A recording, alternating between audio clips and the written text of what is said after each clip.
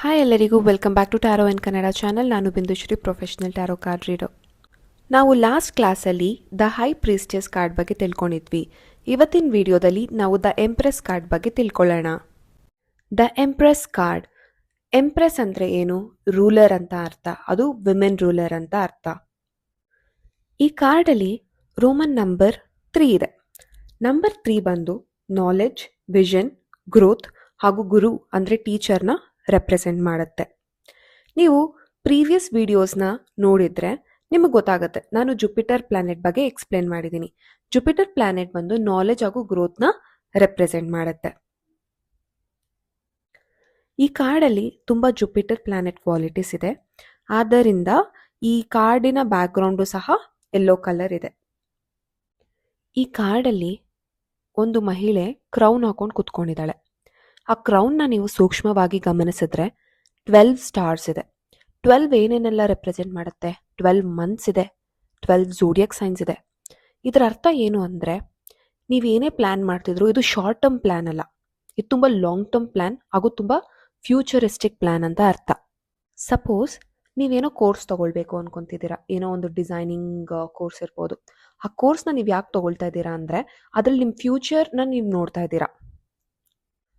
Crown ಬಂದು ಪ್ರತಿಯೊಬ್ಬರು ಹಾಕೊಳ್ಳೋಕ್ಕಾಗಲ್ಲ, ಅವರು ರಾಜ ಅಥವಾ ರಾಣಿ ಆಗಿರಬೇಕಾಗತ್ತೆ. ಕ್ರೌನ್ ಬಂದು ಏನು ರೆಪ್ರೆಸೆಂಟ್ ಮಾಡುತ್ತೆ ಅಂದರೆ ಪವರ್, ಅಥಾರಿಟಿ ಹಾಗೂ ಕಂಟ್ರೋಲ್ನ ರೆಪ್ರೆಸೆಂಟ್ ಮಾಡುತ್ತೆ. ಈ ಕಾರ್ಡಲ್ಲಿ ಈ ಮಹಿಳೆ ತುಂಬ ಕಂಫರ್ಟಬಲ್ ಆಗಿ ಕುತ್ಕೊಂಡಿದ್ದಾಳೆ. ಇವಳು ಒಂದು ನಾರ್ಮಲ್ ಹುಡುಗಿ ಥರ ಕಾಣಿಸ್ತಿಲ್ಲ. ಫೇಸ್ ಮತ್ತು ಬಾಡಿನ ನೀವು ಗಮನಿಸಿದ್ರೆ ಒಂದು ಪ್ರೆಗ್ನೆಂಟ್ ವುಮೆನ್ ಥರ ಕಾಣಿಸ್ತಿದ್ದಾರೆ. ಫೇಸಲ್ಲಿ ಒಂದು ಗ್ಲೋ ಇದೆ. ಅವರು ಹಾಕೊಂಡಿರೋ ಬಟ್ಟೆಯಲ್ಲೂ ಸಹ ವೈಟ್ ಆ್ಯಂಡ್ ರೆಡ್ ಕಾಂಬಿನೇಷನ್ ಇದೆ.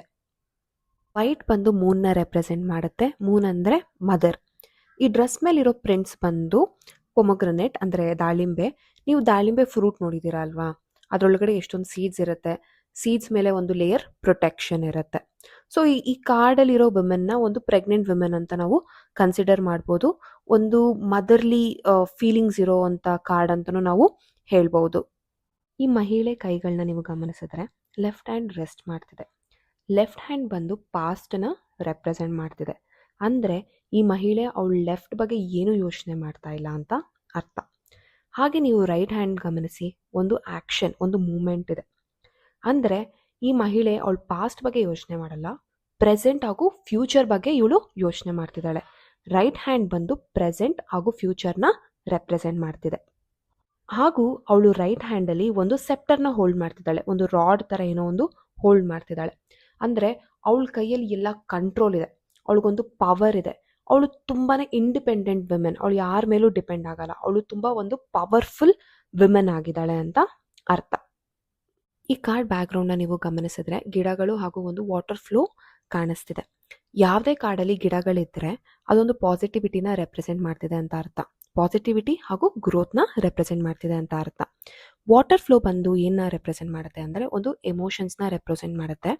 ಈ ಮಹಿಳೆ ಎಷ್ಟೇ ಸ್ಟ್ರಾಂಗ್ ಆಗಿರಲಿ, ಎಷ್ಟೇ ಪವರ್ಫುಲ್ ಆಗಿರಲಿ, ಎಷ್ಟೇ ಇಂಡಿಪೆಂಡೆಂಟ್ ಆಗಿರಲಿ, ಈ ವಿಮೆನ್ ತುಂಬ ಸಾಫ್ಟ್, ಜೆಂಟಲ್, ಕೈಂಡ್ ಹಾಗೂ ಎಂಪಥೆಟಿಕ್ ಆಗಿ ಇದ್ದಾಳೆ ಅಂತ ಅರ್ಥ. ಈ ಕಾರ್ಡಲ್ಲಿರೋ ಫರ್ನಿಚರು ಸಹ ಒಂದು ಸ್ಕ್ವಯರ್, ಒಂದು ರಿಜಿಡ್ ಆಗಿಲ್ಲ, ತುಂಬ ಫ್ಲೆಕ್ಸಿಬಲ್ ಆಗಿದೆ, ತುಂಬ ಲಕ್ಸುರಿಯಾಗಿ ಕಾಣಿಸ್ತಿದೆ. ಈ ಕಾರ್ಡ್ ಬಂದು ಲಕ್ಸುರಿ ಸಹ ಅದು ರೆಪ್ರೆಸೆಂಟ್ ಮಾಡ್ತಿದೆ. ಈ ಫರ್ನಿಚರ್ ಕಲರ್ನ ನೋಡಿದ್ರೆ ರೆಡ್ ಕಲರ್. ರೆಡ್ ಬಂದು ವೀನಸ್ ಪ್ಲಾನೆಟ್ನ ರೆಪ್ರೆಸೆಂಟ್ ಮಾಡ್ತಿದೆ.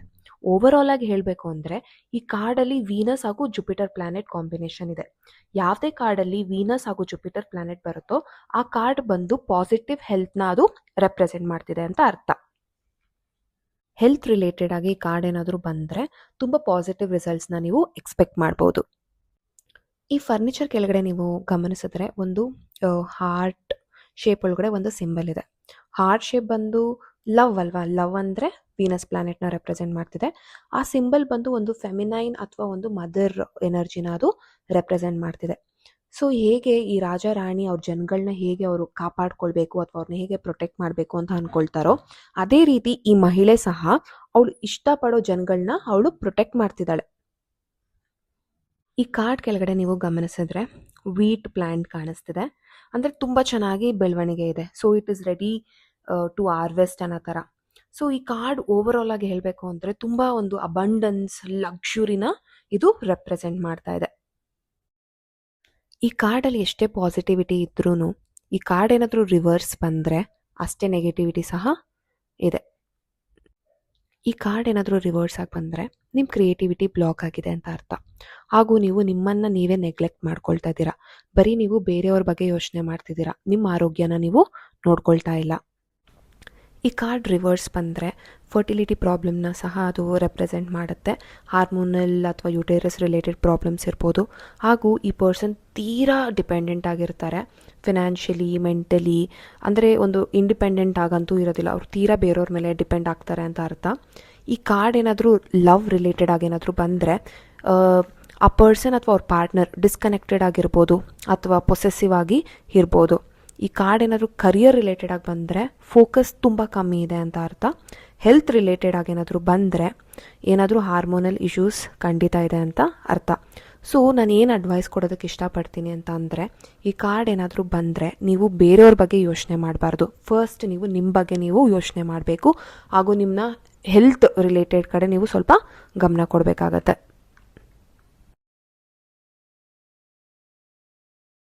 ನಾವು ಈ ವಿಡಿಯೋದಲ್ಲಿ ದ ಎಂಪ್ರೆಸ್ ಕಾರ್ಡ್ ಬಗ್ಗೆ ಕಂಪ್ಲೀಟ್ ಆಗಿ ತಿಳ್ಕೊಂಡಿದ್ದೀವಿ. ನೆಕ್ಸ್ಟ್ ವಿಡಿಯೋದಲ್ಲಿ ದ ಎಂಪರರ್ ಕಾರ್ಡ್ ಬಗ್ಗೆ ತಿಳ್ಕೊಳ್ಳೋಣ. ನಿಮ್ಗೇನಾದರೂ ಈ ವಿಡಿಯೋ ಇಷ್ಟ ಆಗಿದ್ರೆ ಲೈಕ್ ಮಾಡಿ, ಶೇರ್ ಮಾಡಿ, ಸಬ್ಸ್ಕ್ರೈಬ್ ಮಾಡಿ. Thank you. Bye bye.